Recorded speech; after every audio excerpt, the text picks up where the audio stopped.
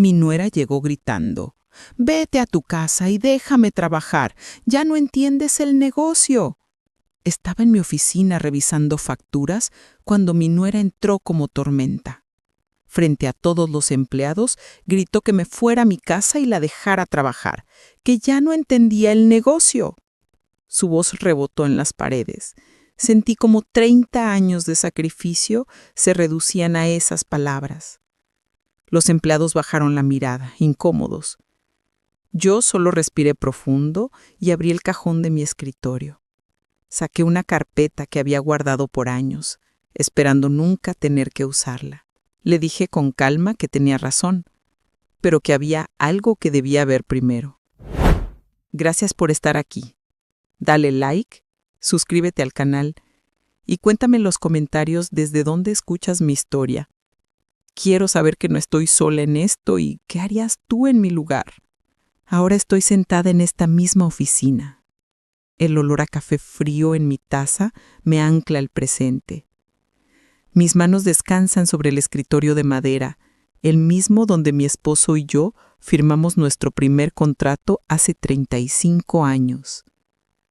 El reloj marca las 3 de la tarde. Afuera la ciudad continúa con su rutina normal. Aquí dentro todo ha cambiado. Pero para entender cómo llegué a ese momento de confrontación, necesito llevarte al principio, a cuando esto era solo un sueño y la palabra familia significaba algo diferente. Era 1989 cuando Roberto y yo abrimos Sabor y Estilo Catering. Yo tenía 25 años, él 28. Nuestro primer evento fue una boda de 200 invitados en el jardín de una casa particular. Yo misma preparé cada platillo en la cocina de nuestro departamento durante 2 días seguidos. Roberto manejó la camioneta prestada para transportar todo. Cobramos tan poco que apenas recuperamos la inversión de los ingredientes. Pero esa novia nos recomendó con su prima, y esa prima con una productora de televisión, y esa productora con el director de otra televisora. Así comenzó todo, con trabajo honesto y una recomendación a la vez. Durante 20 años, Roberto y yo fuimos inseparables. Él manejaba las relaciones con clientes, yo diseñaba los menús y supervisaba la cocina. Nos complementábamos perfectamente. Él recordaba el nombre de cada persona que conocíamos. Yo nunca olvidaba un detalle de lo que a cada cliente le gustaba. Recuerdo una tarde de 1994. Estábamos preparando un evento para una alcaldía municipal. El secretario de Cultura nos llamó 2 horas antes. Habían invitado a 30 personas más de lo planeado. Roberto me miró preocupado. Susurró que no teníamos comida suficiente. Pero yo ya estaba calculando. Ajustamos las porciones, agregamos 2 guarniciones que teníamos en reserva y convertimos un posible desastre en demostración de nuestra capacidad. El alcalde quedó tan impresionado que nos contrató para todos los eventos oficiales durante 5 años. Nuestro hijo Javier creció entre ollas y contratos. Desde niño vio cómo mi papá negociaba con productores y cómo yo probaba recetas hasta la perfección. Era un niño callado, observador. Prefería sus libros a las fiestas. Roberto bromeaba que Javier había heredado mi cerebro analítico, pero no su carisma natural. Aún así, lo amábamos exactamente como era. Cuando Javier tenía 12 años, sucedió algo que lo marcó para siempre. Roberto lo llevó a una negociación importante con una productora de cine. Era un contrato grande, el más grande que habíamos intentado conseguir hasta ese momento. En la reunión, el productor le preguntó a Javier qué quería hacer de grande. Mi hijo respondió que no sabía. El productor se rió y le dijo a Roberto que esperaba que el niño no heredara el negocio si ni siquiera podía hablar con confianza. Roberto no consiguió ese contrato. Javier llegó a casa llorando. Me dijo que había arruinado todo, que por su culpa habíamos perdido dinero. Pasé toda esa noche abrazándolo, explicándole que el negocio no se había perdido por él. Pero algo cambió en mi hijo ese día. desarrolló una necesidad casi obsesiva de probar su valor, de demostrar que sí podía ser exitoso. Estudió administración de empresas con un promedio perfecto. Se graduó con honores. Cuando hablaba de profesionalizar el negocio familiar, sus ojos brillaban con una intensidad que a veces me asustaba. Roberto y yo estábamos orgullosos, pero yo también me preocupaba. Mi hijo se exigía demasiado. Las cosas cambiaron cuando Javier conoció a Daniela en la universidad. Ella era todo lo que él no era. Extrovertida, segura, brillante en presentaciones públicas. Hablaba con autoridad sobre estrategias de mercado y optimización de recursos. La primera vez que la conocimos, Daniela dominó toda la cena. Contó anécdotas de sus prácticas profesionales, citó libros de negocios e impresionó a Roberto con su conocimiento del sector. Después de esa cena, Roberto me dijo que esa muchacha tenía visión, que iba a ayudar a Javier a llevar la empresa al siguiente nivel. Yo no dije nada, pero algo en mi estómago se retorció incómodo.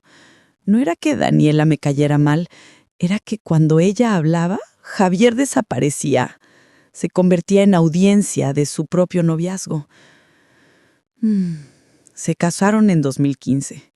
La boda fue grande, elegante. Daniela se encargó de cada detalle. Javier solo sonreía y asentía a todas sus decisiones. Recuerdo que en la recepción mi hijo me buscó entre los invitados. Me abrazó y me susurró al oído que finalmente había encontrado a alguien que creía en él. Esas palabras me rompieron el corazón un poco, porque Roberto y yo siempre habíamos creído en él, pero tal vez no se lo habíamos demostrado de la manera que él necesitaba. Para ese entonces, la empresa facturaba 3 millones al año. Teníamos contratos regulares con 3 televisoras, 2 productoras de cine y 4 alcaldías. 12 empleados permanentes.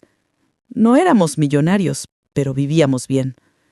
Roberto y yo habíamos invertido todo en el negocio, en nuestro hijo, en construir algo que pudiera trascender. Daniel entró a trabajar 6 meses después de la boda. Al principio yo la recibí con los brazos abiertos. Le enseñé cómo manejábamos las relaciones con los clientes. Le presenté con cada uno de nuestros contactos importantes. Les decía con orgullo que ella era mi nuera, que iban a trabajar mucho con ella, que confiaran en ella como confiaban en mí. Y confiaron. Fernando Méndez, productor ejecutivo de una de las televisoras más grandes, aceptó reunirse con Daniela porque yo se lo pedí.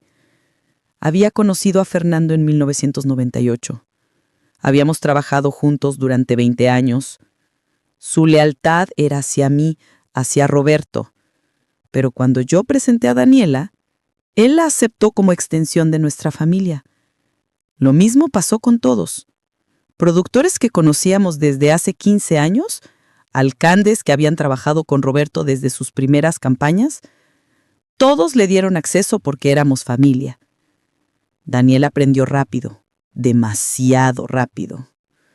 Durante los primeros 2 años todo funcionó bien. Daniela era respetuosa, consultaba decisiones importantes con Roberto y conmigo, aportaba ideas sobre marketing digital y redes sociales. La empresa creció un 20%. Javier estaba radiante. Me decía que había tomado la mejor decisión de su vida casándose con Daniela. Y entonces, en marzo de 2018, Roberto sufrió un infarto masivo mientras revisaba cotizaciones. Murió en la ambulancia antes de llegar al hospital. 57 años, toda una vida de trabajo y apenas comenzábamos a disfrutar los frutos. Los siguientes 6 meses fueron los más oscuros de mi vida. Me levantaba sin saber por qué. La oficina olía a su colonia. Su taza de café seguía en el escritorio donde la dejó esa mañana. Los clientes llamaban para dar el pésame y yo no sabía qué decirles. No quería hablar con nadie. No quería ver a nadie. Algunos contratos expiraron y no tuve energía para renovarlos. Javier también estaba devastado. Había perdido a su padre, su mentor. Lo vi llorar solo en el almacén, abrazado a las cajas de suministros. Una noche lo encontré dormido en el escritorio de Roberto, con la laptop abierta mostrando fotos familiares antiguas. Mi hijo necesitaba apoyo tanto como yo, pero yo no tenía fuerzas para dárselo. Daniela tomó las riendas. Javier me decía que descansara, que ellos manejaban todo, que yo ya había hecho suficiente. Y yo, hundida en el dolor, los dejé. Firmé poderes para que pudieran operar sin mi autorización constante. Ellos tenían juventud, energía, ideas nuevas. Yo solo tenía cansancio y un vacío enorme que nada podía llenar. Pero el dolor no dura para siempre. Al año de la muerte de Roberto, comencé a regresar a la oficina. Despacio, poco a poco. Los empleados me abrazaban cuando me veían. Miriam, nuestra coordinadora de eventos, me preparaba café exactamente como me gustaba. Mario, el contador, me actualizaba sobre las finanzas con paciencia infinita. Eso me daba fuerzas.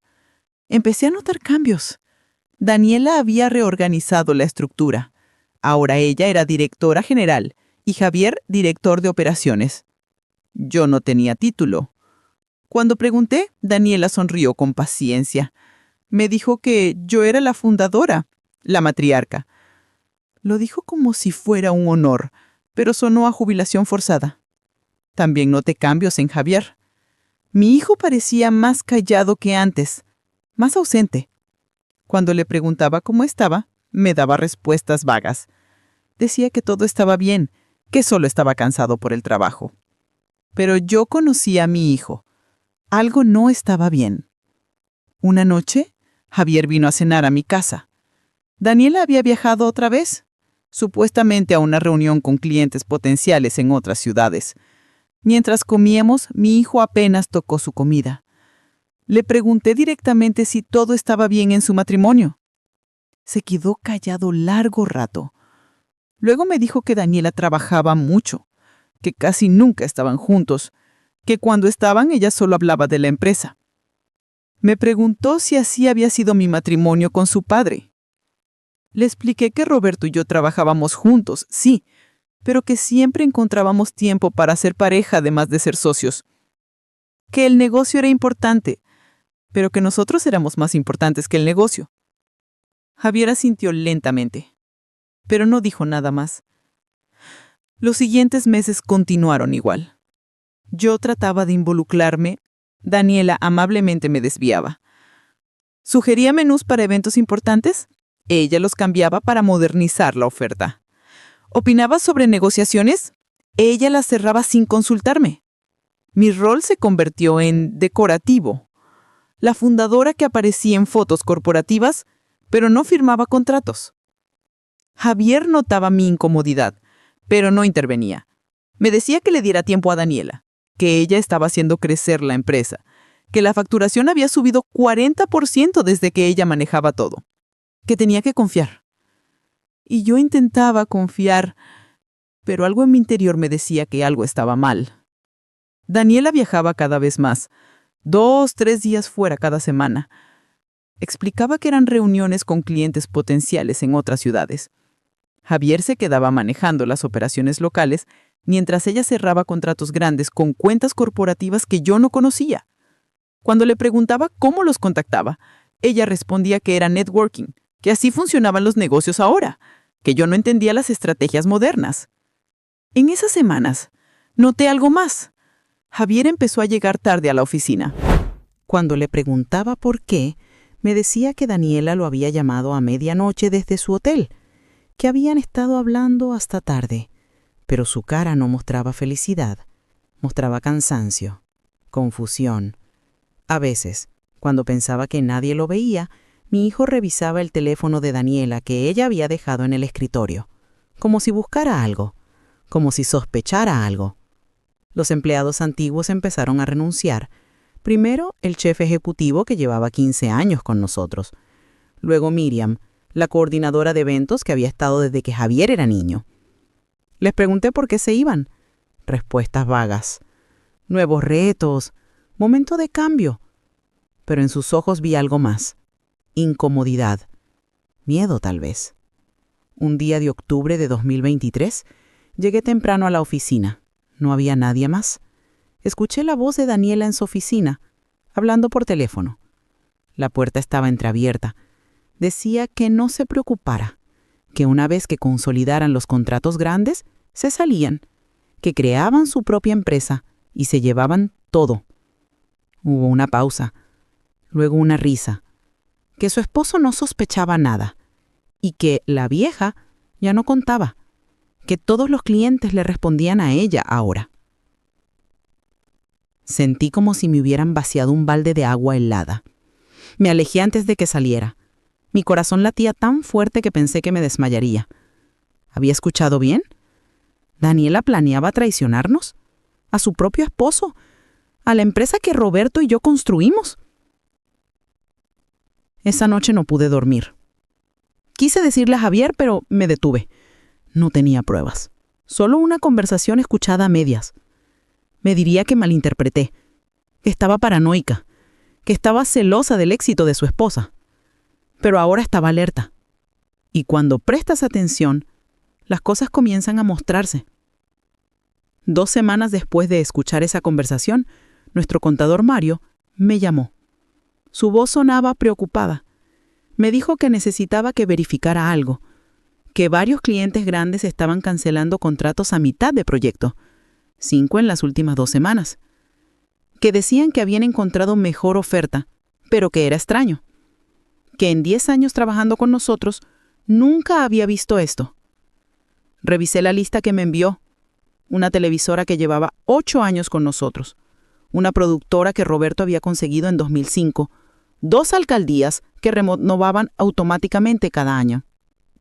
Todos clientes que yo había conseguido o que Roberto había cultivado por décadas. Le pregunté a Mario si Daniela sabía de esto.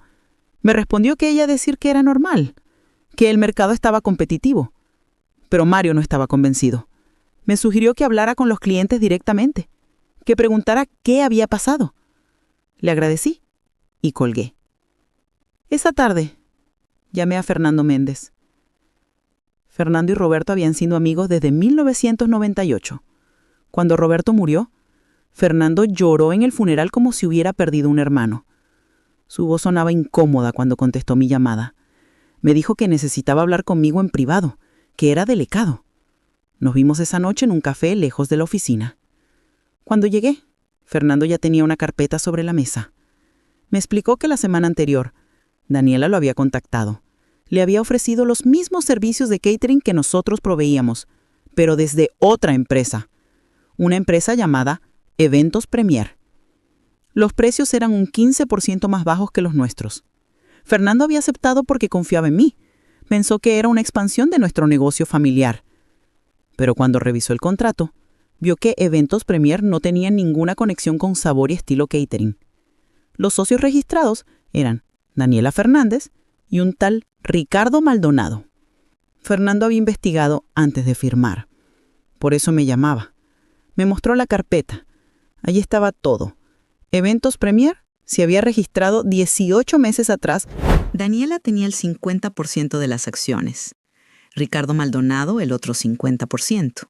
Sentí que el piso se movía bajo mis pies. Le agradecí a Fernando con la voz quebrada.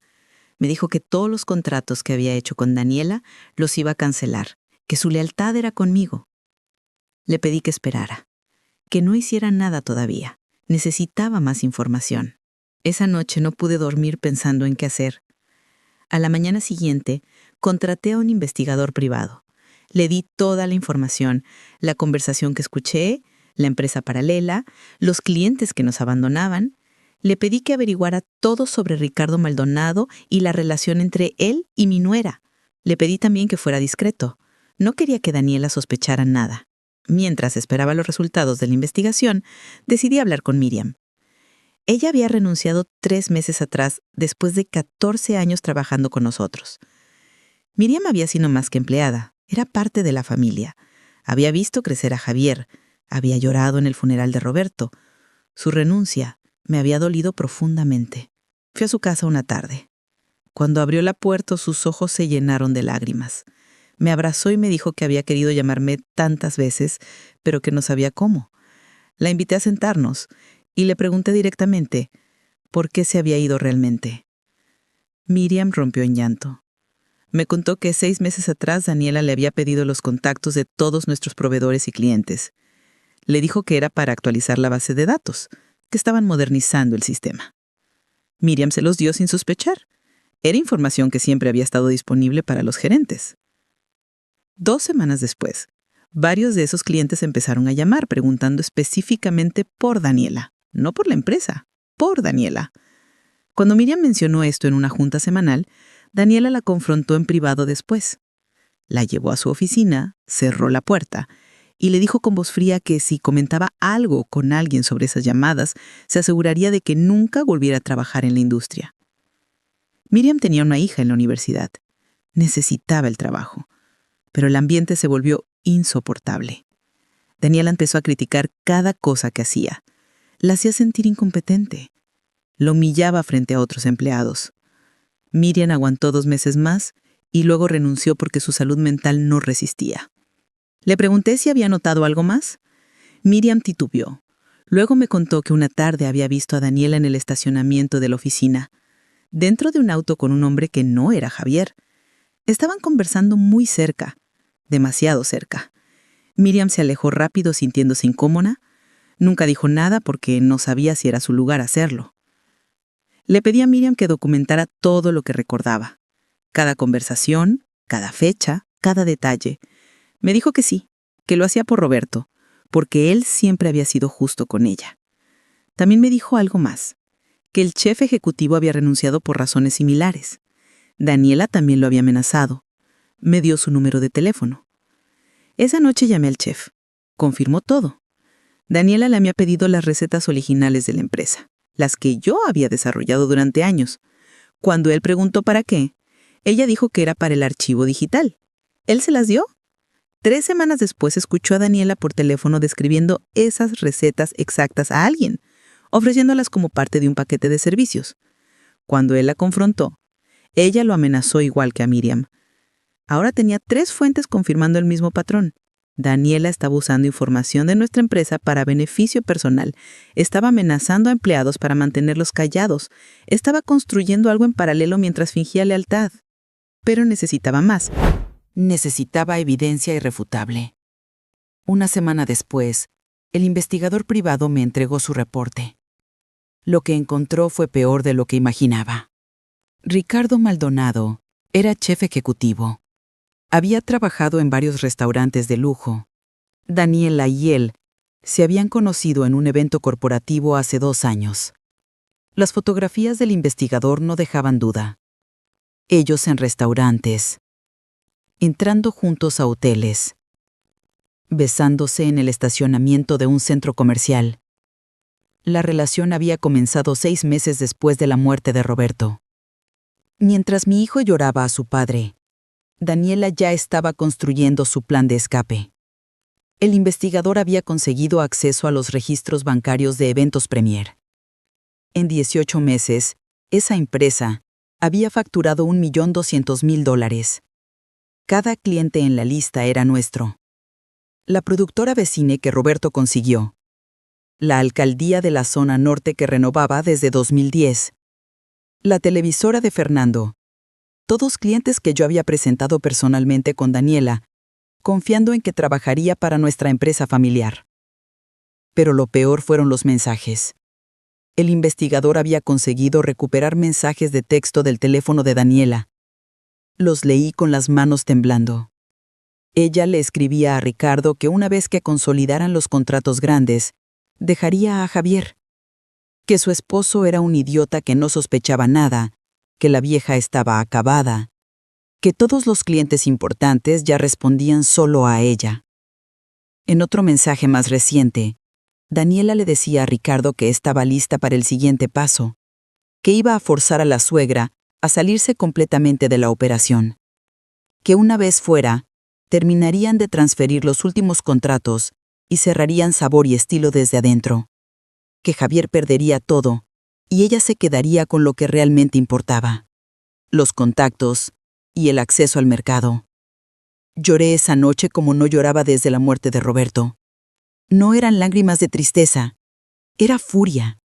Rabia pura contra alguien que había entrado a mi familia, que había comido en mi mesa, que había aprendido todo lo que sabía gracias a mí y que ahora planeaba destruirnos. Pero la rabia no resuelve nada. Necesitaba un plan. Necesitaba consejo legal. Al día siguiente, llamé al licenciado Ramírez, el abogado que había manejado los asuntos legales de Roberto durante 15 años. Le mostré todo. El reporte del investigador, los mensajes, los registros de eventos premier, los testimonios de Miriam y el chef. El licenciado revisó los documentos durante 2 horas en su oficina. Tomaba notas, hacía llamadas para consultar con colegas, revisaba archivos.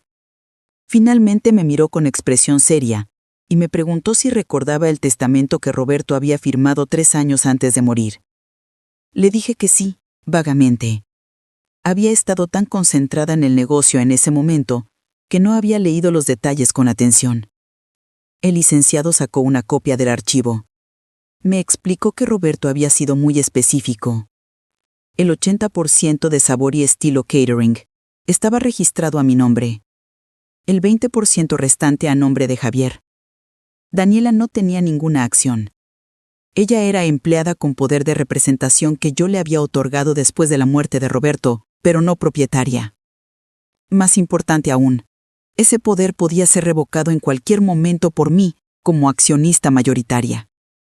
Sin ese poder, Daniela no podía firmar contratos, no podía hacer movimientos bancarios, no podía tomar decisiones corporativas. Legalmente ella dependía completamente de mi autorización. Le pregunté qué podíamos hacer con respecto a los contratos desviados. Me explicó que técnicamente ella había usado información privilegiada y contactos obtenidos gracias a su posición en nuestra empresa para beneficio personal. Eso se llamaba competencia desleal y conflicto de interés. Era demandable civilmente. Dependiendo de cómo se analizara, podría considerarse fraude corporativo. Salí de esa oficina con claridad absoluta sobre lo que tenía que hacer. Pero antes de la confrontación final, necesitaba una validación más. Una que dolía pensar siquiera. Necesitaba hablar con Javier. Esa noche invité a mi hijo a cenar a mi casa. Daniela estaba de viaje otra vez. Era solo él y yo. Preparé su comida favorita. El mismo platillo que le hacía cuando era niño y llegaba triste de la escuela. Comimos en silencio al principio. Luego le pregunté directamente, ¿eres feliz en tu matrimonio? Javier dejó el tenedor. Se quedó mirando su plato largo rato. Luego, con voz baja, me dijo que no sabía, que Daniela casi nunca estaba, que cuando estaba era distante, que hacía meses que no tenían una conversación real que no fuera sobre la empresa, que a veces sentía que era más socio de negocios que esposo. Le pregunté si alguna vez había sospechado que ella pudiera estar viendo a alguien más. Mi hijo levantó la vista rápidamente. Sus ojos mostraron algo que me partió el corazón. Él ya había pensado en esa posibilidad. Me dijo que había notado cosas. Llamadas que cortaba cuando él entraba a la habitación. Mensajes que borraba inmediatamente. Perfume diferente algunos días cuando regresaba de viaje, pero que no había querido investigar porque tenía miedo de lo que encontraría. Que si Daniela lo estaba engañando, eso significaba que había fracasado otra vez, como había fracasado en aquella reunión cuando tenía 12 años, como había fracasado en ser carismático como su padre, como había fracasado en todo lo que intentaba hacer sin ayuda de alguien más brillante que él. Abracé a mi hijo y lloré con él. Le dije que nada de esto era su culpa, que Daniela lo había manipulado, me había manipulado a mí, había manipulado a todos, que alguien que traiciona así no lo hace porque su pareja sea insuficiente, lo hace porque ella misma está rota por dentro. Mostré las fotografías. Javier las miró en silencio. Su cara no mostró sorpresa, solo confirmación de lo que ya sospechaba. Le mostré los mensajes. Cuando leyó donde ella lo llamaba idiota, vi como algo se rompía definitivamente en sus ojos, pero también vi algo más. Rabia. Determinación. Mi hijo me preguntó qué íbamos a hacer. Le dije que íbamos a confrontarla. Con todo, con evidencia, con testigos. Y que él tenía que decidir si estaba listo para eso, porque una vez que lo hiciéramos no había vuelta atrás. Su matrimonio terminaría. La imagen que tenía de Daniela se destruiría completamente. Javier respiró profundo. Luego me dijo que estaba listo, que había pasado años sintiendo que no era suficiente, que tal vez era momento de entender que el problema nunca fue él, fue ella. Ahora tenía todo. 6 validaciones independientes, el contador alertando de cancelaciones, Fernando mostrándome la empresa paralela, el investigador documentando la relación con el amante, el abogado confirmando mi poder legal real, los empleados testificando sobre amenazas, y Javier finalmente dispuesto a enfrentar la verdad. Era momento de actuar. Programé una junta para un viernes a las 11 de la mañana. Invité a todos los empleados actuales, también a Mario, al licenciado Ramírez y a Fernando. Le pedí a Miriam que viniera. Le pedí al chef que también estuviera presente. No le dije nada específico a Daniela, solo que era una reunión general sobre el estado de la empresa. Daniela llegó esa mañana, con su confianza habitual. Traje sastre gris, tacones altos, portafolio de piel. Se veía como lo que pretendía ser, la directora general exitosa, no como lo que realmente era, una ladrona. La oficina estaba llena, empleados sentados en sillas plegables, Fernando de pie cerca de la ventana, el licenciado en una esquina con su portafolio, Miriam junto a la puerta, nerviosa, el chef al otro lado, Mario con su laptop abierta sobre una mesa auxiliar, Javier de pie detrás de mi escritorio junto a mí, y yo sentada en el mismo escritorio donde Roberto y yo habíamos firmado nuestro primer contrato 35 años atrás. Daniela entró sonriendo. Su sonrisa se congeló cuando vio a todas las personas reunidas, especialmente cuando vio a Miriam y al chef. Me preguntó qué estaba pasando, por qué había tanta gente. Le dije con calma que íbamos a revisar algunos asuntos importantes de la empresa, que tomara asiento. Ella se sentó frente a mi escritorio. Su postura ya no era relajada. Había tensión en sus hombros. Sus ojos se movían de una persona a otra, tratando de entender qué estaba sucediendo. Comencé explicando que en las últimas semanas había notado irregularidades financieras, que varios clientes importantes habían cancelado contratos sin explicación clara, que esto me había preocupado lo suficiente como para investigar. Le pedí a Mario que presentara los números. Él abrió una presentación en su laptop conectada al proyector. Ahí estaban todos los contratos cancelados en los últimos 18 meses, 22 en total. $1,5 millones en ingresos perdidos. Daniela intervino inmediatamente. Dijo que eso era normal en una industria competitiva, que algunos clientes simplemente buscaban mejores precios, que ella había hecho todo lo posible por retenerlos. Su voz sonaba firme, pero yo la conocía lo suficiente para notar el temblor casi imperceptible. Le pregunté si sabía dónde habían ido esos clientes. Ella titubeó por primera vez. Dijo que probablemente con competidores más grandes, con mejores recursos, que era imposible saberlo con certeza. Entonces le pedí a Fernando que hablara. Él se adelantó y se presentó formalmente ante todos, aunque la mayoría ya lo conocía. Explicó que la semana anterior Daniela le había ofrecido servicios de catering desde una empresa llamada Eventos Premier, que él había investigado y descubierto que esa empresa estaba registrada a nombre de Daniela y un socio desconocido para nosotros. El color comenzó a desaparecer del rostro de Daniela. Intentó explicar rápidamente. Dijo que Eventos Premier era un proyecto personal que no tenía nada que ver con sabor y estilo, que no había ningún conflicto de interés porque operaban en mercados diferentes. Su voz ahora sí temblaba claramente. Saqué entonces la carpeta del investigador privado. La abrí despacio, dejando que la tensión creciera. Coloqué las fotografías sobre el escritorio. Una por una, Daniela con Ricardo en restaurantes, besándose en el estacionamiento, entrando juntos a hoteles, la fecha y hora marcada en cada fotografía. Le pregunté si ese era su socio personal, si Ricardo Maldonado era solo un socio de negocios. Silencio absoluto en la oficina. Javier, que había estado de pie en silencio detrás de mí, dio un paso hacia adelante. Su voz sonaba controlada, pero llena de dolor cuando preguntó cuánto tiempo había durado el engaño. Daniela miró a Javier. Por primera vez desde que entró, su máscara de confianza se quebró completamente. Intentó levantarse, pero le pedí que se quedara sentada. Mi voz ya no tenía calidez.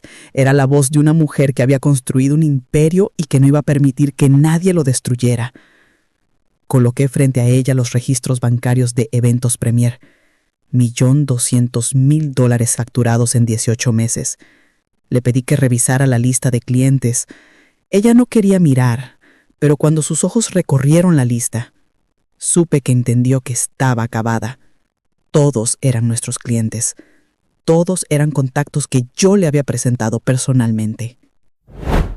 Le expliqué con voz tranquila pero firme que había usado su posición en nuestra empresa familiar para robar información privilegiada, que había contactado a nuestros clientes usando mi reputación como garantía, que los había convencido de contratar a su empresa personal, ofreciendo los mismos servicios, las mismas recetas, los mismos proveedores que ellos ya conocían de nosotros. Daniela intentó defenderse. Su voz subió de volumen. Dijo que ella había trabajado duro por esos contratos, que tenía derecho a buscar su propio crecimiento profesional, que había invertido años en la empresa y no le debía nada a nadie, que si yo no podía manejar que alguien más tuviera éxito, ese era mi problema. Entonces saqué los mensajes de texto. Los leí en voz alta frente a todos, despacio, dejando que cada palabra cayera como martillo. Los mensajes donde le decía a Ricardo que dejaría a Javier una vez que consolidaran el negocio, donde llamaba idiota a su esposo, donde decía que la vieja estaba acabada, donde planeaba destruir Sabor y Estilo desde adentro. El silencio en esa oficina era absoluto. Podía escuchar la respiración pesada de Javier junto a mí. Podía ver cómo los empleados miraban a Daniela con horror y decepción. Algunos de ellos habían trabajado con ella durante años, habían confiado en ella, pero yo no había terminado. Le hice una seña a Miriam. Con voz temblorosa pero clara, Miriam pasó al frente. Explicó cómo Daniela le había pedido la base de datos completa de clientes y proveedores, cómo la había amenazado cuando sospechó que algo andaba mal, por qué había renunciado después de 14 años de trabajo leal. El chef pasó después. Confirmó historia similar. Las recetas robadas, las amenazas, el miedo que lo había obligado a irse. Otros 2 empleados que habían renunciado también estaban presentes, aunque Daniela no los había visto al entrar. Confirmaron el mismo patrón: manipulación, amenazas, un ambiente de trabajo tóxico, creado específicamente para que no cuestionaran sus acciones. Javier finalmente habló. Su voz sonaba rota pero firme. Le preguntó a Daniela directamente si alguna vez lo había amado, si algo de su matrimonio había sido real, si había sido solo un medio para acceder a la empresa. Daniela no respondió. Solo miraba el piso con los puños apretados. Su silencio fue respuesta suficiente. Entonces llegó el momento que había estado esperando. El licenciado Ramírez se puso de pie, sacó documentos de su portafolio y explicó frente a todos la estructura legal de Sabor y Estilo Catering. 80% de las acciones a mi nombre, 20% a nombre de Javier. Daniela, 0 acciones. Ella nunca había sido dueña de nada. Solo había sido empleada con poder de representación que yo le había otorgado. Y ese poder, el licenciado lo explicó con absoluta claridad legal, podía ser revocado en cualquier momento por la accionista mayoritaria, es decir, por mí. Saqué del cajón de mi escritorio el documento que había firmado esa mañana temprano. Revocación de poder de representación, con fecha, firma y sello del notario. Le entregué una copia a Daniela. Le expliqué con voz tranquila que a partir de ese momento ella ya no podía firmar ningún documento a nombre de Sabor y Estilo Catering. No podía hacer movimientos bancarios, no podía cerrar contratos, no podía tomar ninguna decisión corporativa. Legalmente, ya no tenía ninguna autoridad en la empresa que mi esposo y yo habíamos construido durante 35 años. Daniela finalmente reaccionó. Se levantó de golpe gritando que esto era injusto, que ella había trabajado años en la empresa, que tenía derechos, que yo era una vieja amargada que no soportaba que alguien más tuviera éxito, que iba a demandar, que me iba a destruir legalmente, que me iba a quitar todo.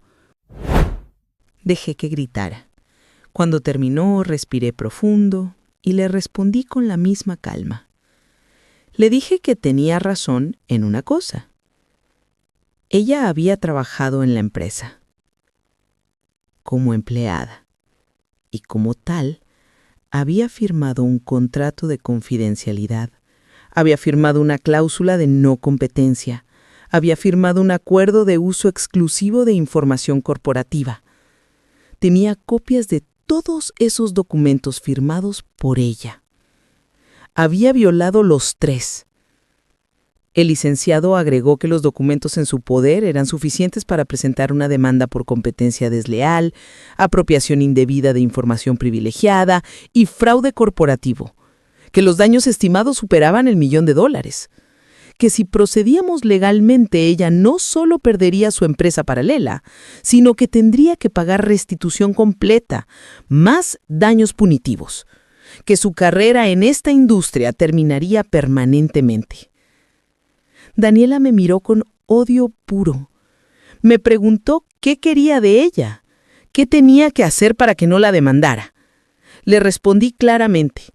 Quería que cerrara Eventos Premier inmediatamente, que devolviera todos los contratos que había desviado, contactando personalmente a cada cliente para cancelar, que firmara su renuncia irrevocable a Sabor y Estilo Catering, y que se fuera y nunca más usar el nombre de mi familia o mis contactos para absolutamente nada.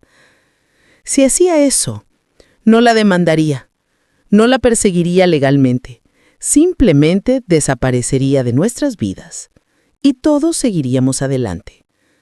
Pero si se negaba, le prometí que usaría cada recurso legal y cada contacto que había construido en 35 años para destruir todo lo que había construido sobre mentiras y traición, que me aseguraría de que cada persona en esta industria supiera exactamente quién era ella y qué había hecho. Daniela miró a Javier, buscando apoyo. Mi hijo la miraba como si fuera una extraña, con disgusto, con decepción, con rabia contenida, pero también con algo de alivio. El alivio de finalmente ver con claridad. Ella entendió que había perdido, no solo el negocio, también el matrimonio, también el respeto de todos los que estaban en esa sala, también cualquier futuro que hubiera imaginado. Firmó la renuncia con manos temblorosas. El licenciado verificó que todo estuviera en orden.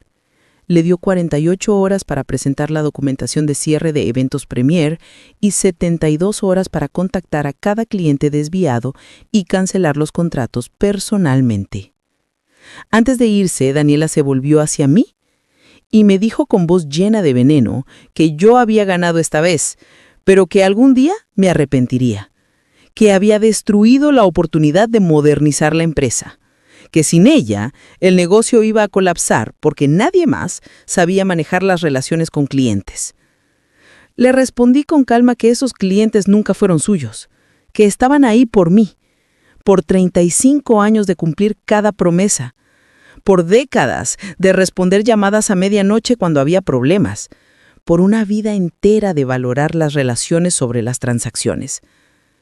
Que ella podía haber copiado los servicios, ofrecido mejores precios, usado lenguaje corporativo sofisticado, pero que nunca había entendido que la confianza no se puede robar. Y sin confianza, todo lo demás era solo ruido. Daniela salió de esa oficina sin mirar atrás. Los empleados aplaudieron cuando la puerta se cerró detrás de ella. No era un aplauso alegre, era un aplauso de justicia, de validación, de saber que el esfuerzo honesto todavía significaba algo. Javier se quedó de pie junto a mí, mirando la puerta cerrada. Le puse una mano en el hombro. Me dijo con voz baja que se sentía estúpido, que durante años había ignorado las señales, que había ofendido a Daniela cuando yo cuestionaba sus decisiones. Que si hubiera prestado atención antes, tal vez nada de esto habría pasado. Le expliqué que manipuladores profesionales como Daniela eran expertos en ocultar sus verdaderas intenciones, que ella había engañado a todos, no solo a él, que lo importante ahora era aprender y seguir adelante, que teníamos una empresa que reconstruir y una familia que sanar.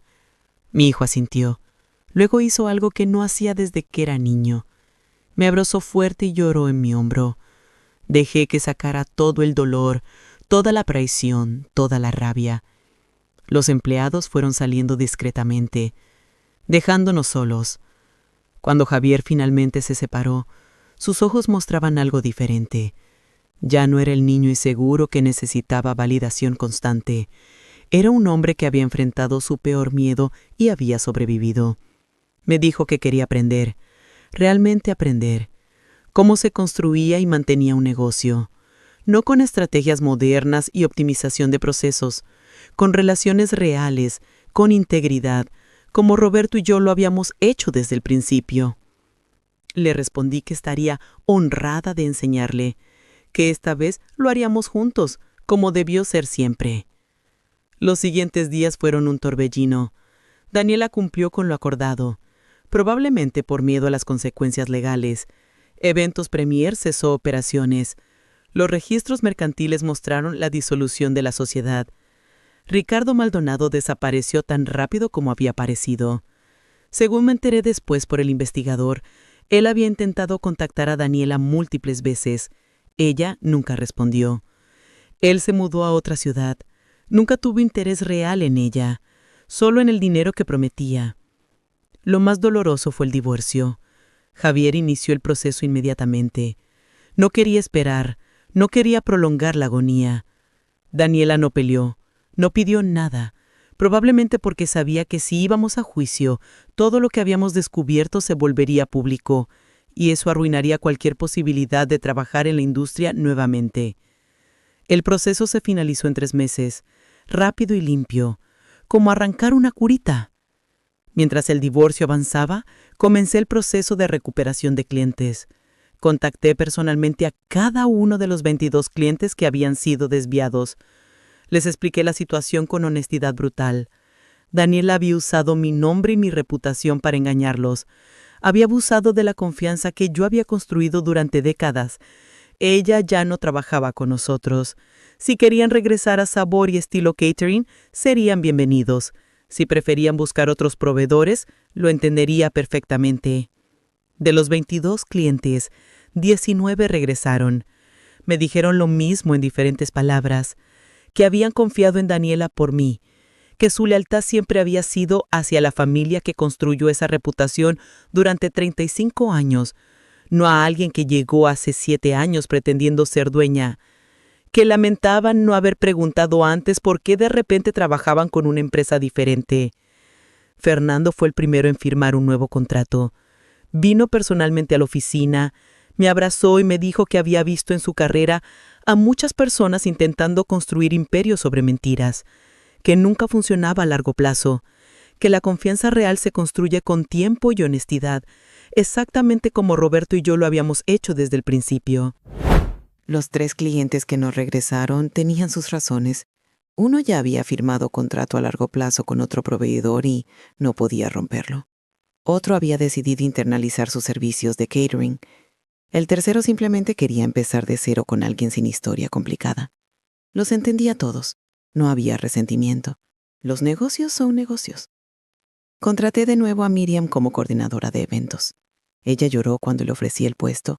Me dijo que había sido los 3 meses más miserables de su vida profesional, que amaba este trabajo, que amaba esta empresa, que se sentía como volver a casa. Miriam trajo consigo al chef ejecutivo que había renunciado. Ambos estaban agradecidos de regresar a un ambiente donde se valoraba la honestidad sobre la política corporativa. Implementamos nuevos protocolos de seguridad. Cualquier empleado que manejara información de clientes tenía que firmar acuerdos de confidencialidad más estrictos. Creamos un sistema de auditoría interna donde 3 personas diferentes verificaban los movimientos importantes. Dividimos responsabilidades para que ninguna persona tuviera control absoluto sin supervisión. Nunca más permitiría que una sola persona acumulara tanto poder sin rendición de cuentas. Javier se involucró en la operación como nunca antes, ya no como el hijo que delega todo, sino como socio real.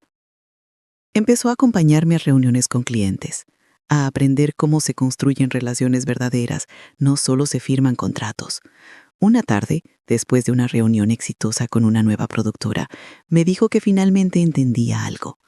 Me dijo que había pasado años pensando que el negocio era sobre números, estrategias, optimización, pero que ahora entendía que era sobre personas, sobre confianza construida día a día, sobre mantener tu palabra incluso cuando nadie está mirando. Roberto habría estado orgulloso de escuchar eso. La facturación de ese año bajó un 20%. Era esperado.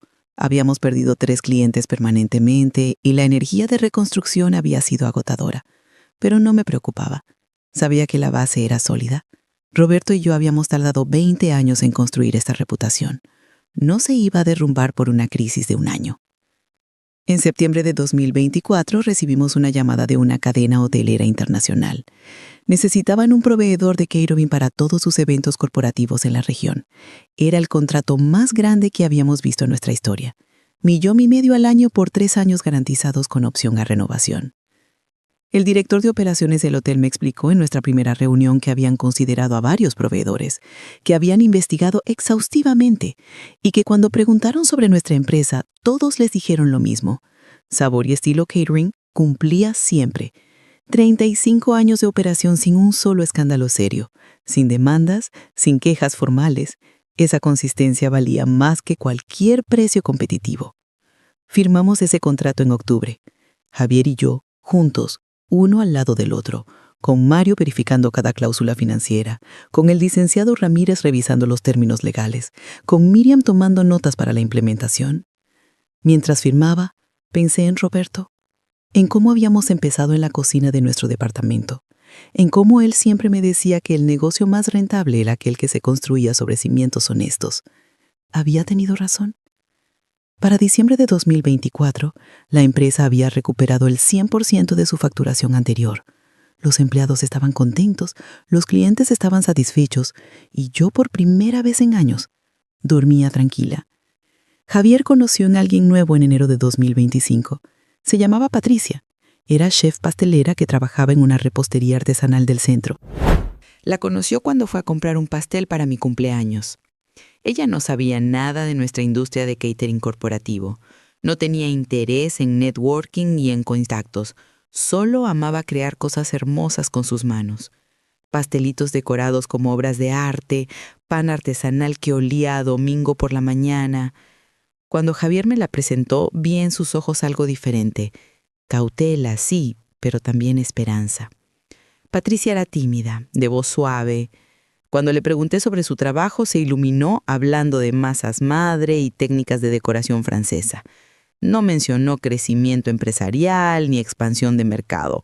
Solo hablaba de su amor por el oficio.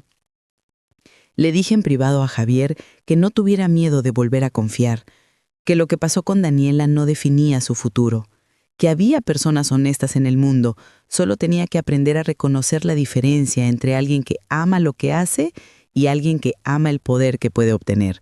En marzo del 2025, Miriam me propuso algo interesante.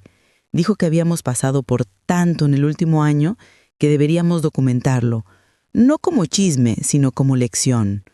Crear un manual interno sobre ética corporativa y señales de alerta.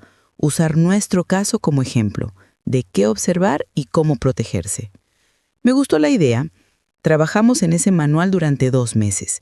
Incluía señales de alerta específicas, empleados que acumulan demasiado control sin supervisión, cambios repentinos en el comportamiento de clientes, renuncias misteriosas de personal confiable, resistencia a compartir información. También incluía protocolos de acción detallados, cómo investigar sin confrontar prematuramente, cuándo involucrar abogados, cómo documentar evidencia apropiadamente, cómo proteger a empleados que reportan irregularidades. Lo implementamos como parte del entrenamiento obligatorio para todos los empleados nuevos y como actualización anual para empleados existentes. No mencionamos nombres específicos en el manual, pero todos sabían exactamente de qué estábamos hablando. Varios empleados me agradecieron por crear algo así. Dijeron que los hacía sentir protegidos, que sabían que si alguna vez notaban algo irregular, había un proceso claro para reportarlo sin miedo. Fernando vino a visitarme en abril. Me trajo una botella de vino para celebrar la recuperación. Me dijo que había estado observando nuestro proceso con admiración, que muchas empresas no sobrevivían a este tipo de traición interna, que la mayoría colapsaba por la pérdida de confianza, tanto de clientes como de empleados, pero que nosotros no solo habíamos sobrevivido, sino que habíamos salido más fuertes, más transparentes, más organizados. Le respondí que no había sido fácil, que hubo días donde pensé en rendirme, en vender todo y retirarme completamente, que a mis 63 años tal vez había ganado el derecho a descansar, pero que cada vez que consideraba esa opción, pensaba en Roberto, en las madrugadas que pasó preparando propuestas perfectas, en las noches que pasó en eventos asegurándose de que cada detalle fuera impecable, en los 35 años que invertimos construyendo algo que importaba, algo que tenía significado más allá del dinero. No iba a permitir que alguien destruyera eso, no sin pelear con todo lo que tenía. Ahora, en octubre del 2025, la empresa está mejor que nunca. Facturamos 4 millones al año, un crecimiento del 33% comparado con el año de la crisis.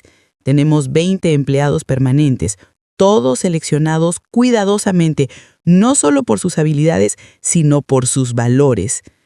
Hemos abierto una segunda cocina en la zona sur de la ciudad para manejar el crecimiento de demanda. Javier maneja las operaciones diarias con confianza real. Yo manejo las relaciones estratégicas con clientes, haciendo lo que siempre hice mejor, construir puentes de confianza. A veces me pregunto qué habría pasado si no hubiera llegado temprano esa mañana de octubre de 2023, si no hubiera escuchado esa conversación telefónica de Daniela. Probablemente ella habría continuado con su plan sin obstáculos, habría desviado más clientes hasta que no quedara nada que desviar. Habría dejado a Javier cuando ya no lo necesitara. Habría destruido la empresa desde dentro, mientras todos confiábamos ciegamente en ella. Y cuando finalmente colapsara todo, ella estaría segura en su empresa paralela, con nuestros clientes, nuestras recetas, nuestra reputación. Pero sí escuché y sí actué, y ahora estamos aquí, más fuertes que antes. Hay una lección que aprendí en todo esto, algo que quiero que entiendas si estás pasando por algo similar, o si algún día enfrentas una situación como esta. Las personas pueden robarte contratos, pueden robarte clientes, pueden robarte ideas, estrategias, incluso recetas. Pueden usar tu nombre y tu reputación temporalmente para abrir puertas. Pueden manipular situaciones para hacerte ver mal. Pero hay algo que nunca pueden robar: las relaciones reales que construiste durante décadas. Los clientes que confían en ti, no por lo que dices, sino por cómo has actuado consistentemente durante años. Los empleados que te son leales porque los trataste con dignidad, incluso cuando era más fácil no hacerlo. La reputación que se construye no con marketing, sino con integridad sostenida en el tiempo, una decisión correcta tras otra, incluso cuando nadie está mirando. Daniela pensaba que los clientes eran suyos porque firmaba los contratos, porque aparecía en las reuniones con presentaciones pulidas, porque hablaba el lenguaje corporativo moderno. No entendió que esos clientes estaban ahí por mí, por 35 años de cumplir cada promesa, sin excepción, por décadas de responder llamadas a medianoche, cuando había problemas y los eventos estaban a horas de comenzar, por una vida entera de valorar las relaciones sobre las transacciones, de recordar que detrás de cada contrato hay personas, de entender que los negocios se hacen entre humanos, no entre empresas. Ella podía copiar los servicios, podía ofrecer mejores precios por un tiempo, podía usar lenguaje sofisticado y hacer promesas grandes, pero no podía copiar 35 años de confianza ganada momento a momento. Y sin esa confianza, todo lo demás era solo ruido temporal. Si estás en un negocio, especialmente un negocio familiar, protégelo, no con paranoia, sino con estructura inteligente. Asegúrate de que los documentos legales estén en orden y actualizados, que las responsabilidades estén claras y documentadas, que haya supervisión real en las decisiones importantes, no solo supervisión en papel, Que una sola persona nunca tenga control absoluto sin rendición de cuentas a otros. Que existan protocolos para que los empleados puedan reportar irregularidades sin miedo a represalias. Y si descubres que alguien te está traicionando, no actúes por emoción pura. La rabia es válida, pero la rabia sin estrategia solo causa más daño. Reúne evidencia sólida. Consigue validación de múltiples fuentes independientes. Consulta con abogados que conozcan tu industria. Documenta todo meticulosamente. Y cuando finalmente confrontes, hazlo con toda la información necesaria para que no haya espacio para manipulación ni para que te hagan dudar de lo que sabes que es verdad.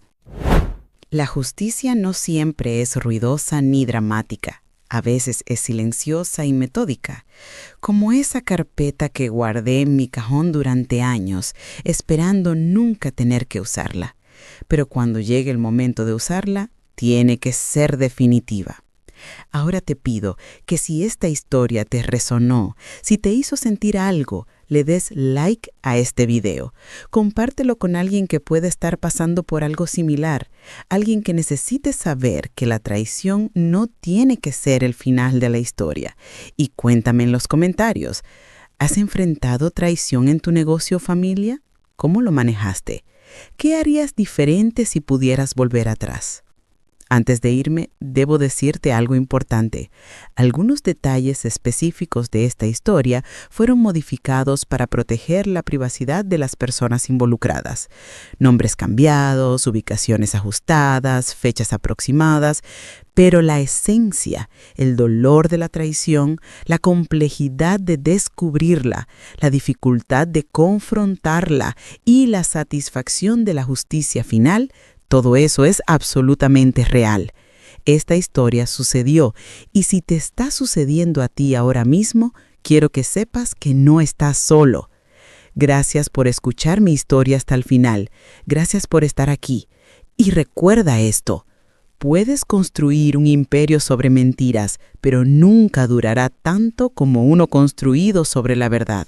La verdad puede tardar en revelarse, pero cuando lo hace, siempre gana.